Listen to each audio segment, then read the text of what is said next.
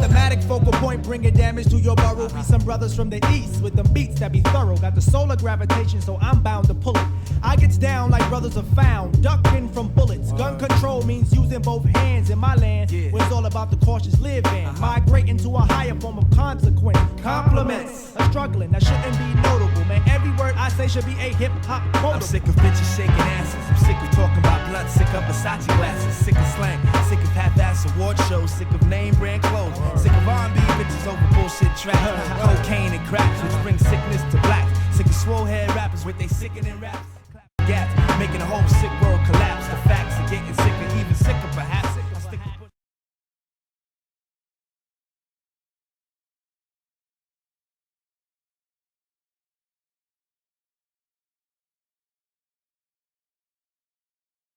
Annual Urbanworld Film Festival. We are so excited to have you here.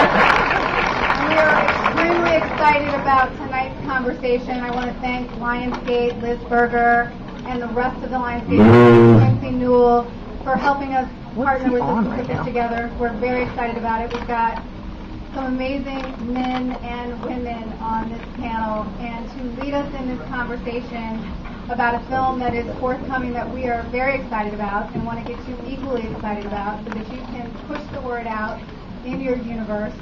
But I'd like to introduce someone who is a friend. We worked together over the years. She is a cinephile. She's at Sundance, she's at Tribeca, she's at Urban World, so she is very much in this industry, in this world, and she always leads a great conversation. You may have seen her on Bravo's fashion theme talk show, Fashion Queen. And I'm sitting next to her. And I'm sitting next to you. Real housewives of the East Village. Well, Levy, I'm going to turn it over to you because the conversation has already started. Yeah, it's already started. Thank you guys so much for showing up for William and Company. William Cole. I mean, I don't even know. I thought we were here to talk about addicted, but I think we're all addicted to William already. William and Levy. That's right. A lot of fans here. Now, I got a man crush on William. oh my guy.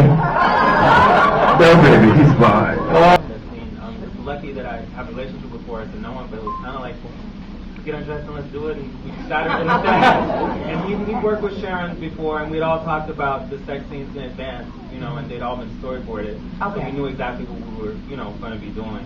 But I have to say, Boris made it very easy. You know, he's a comedian, as you can see. Yes. And so it wasn't too heavy, you know, whenever we were shooting these scenes. And it just worked nicely. It was, you know, kind of like put him in and shoot it and act like I wasn't seeing what I was seeing. But it was storyboarded in advance. All of it was storyboarded. So it was kind of choreographed. Very choreographed, yes. Yes. But that doesn't mean, you know, the actors still make it alive and make it real, you know, but it was storyboarded so that everyone understood what we were trying to get. Yes. It's important too when you're dealing with such a subject matter that you have somebody at the helm who you trust and who shares his vision with you beforehand, so you know you're in good hands and you take care of. Because obviously you want to respect the scene and you want to give it your best and create the chemistry with the other actor. But it's very important that you have a director who knows what they're doing and who you trust completely. Yes, and Billy certainly knows what he's So it's doing. too bad it was Billy. Yeah, but you know, with all of the sex scenes in the movie, I tried not to overshoot it, you know, because I was prepared so that the actors didn't, you know, so it was fresh when we did it and you didn't have to do a million. Well, your character, Quentin, really ignites the fire that threatens to burn down Zoe's picturesque home, darling.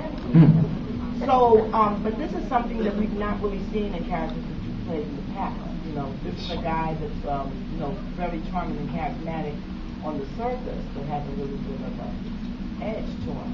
Yeah. So what attracted you to the character? I was starting to read the script, and I was halfway reading it, and I called my manager right away and I said, I want to do it so bad. You know, I want to do it so bad. I want to be part of it. This is a great story. You know, it's not only sexy, steamy. You know, it's deep. You know, it's a deep story. You know, and it touches a real addiction. You know, it's. It really doesn't matter what you say. It's really a terrible disease that it falls from.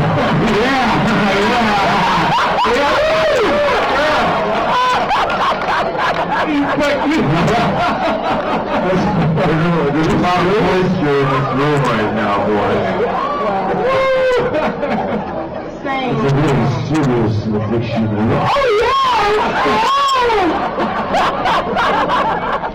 Same when you wrote the character. Did you envision him as a William type, but like in the book? Actually, yes. Because for Zoe to be married to someone who looks like this, for her to finally cross that line, there had to be that edge, that, eroticism, that just, someone that's just like the reaction everybody's having to hear. And I mean, he did a magnificent job of playing the antagonist, and I'm just very excited for people to see the whole movie. What she's saying is that in order to really give legitimacy to a disease like sexual addiction, you have to find somebody who is completely unattractive to drive home the point that this is an addiction. So they got Willie to play that role. Just like the trailer, just like the trailer, indicates, the trailer itself is called Crossing the Line. It starts like everyone has fantasies, everyone has desires, but sooner or later, they're very tempted to cross that line. With an ugly man like Willie. That's what's great about this movie. You know that, not about being ugly.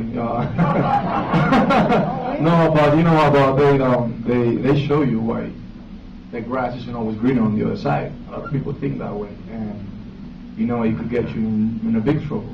It could get you in danger sometimes, and that's what I loved about the movie. When I was reading the script, it wasn't just out there, something sexy movie or whatever.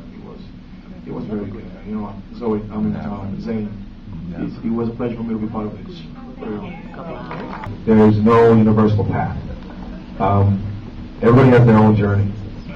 And I think we've sort of been brainwashed by the media to think that we all have to be millionaires by age 20. And we have to be famous and drive a big car. And you have to just chill out for a minute and understand that everybody has to walk their own path. And what's even more important is they have to walk that path at their own time. So there's no rules and regulations.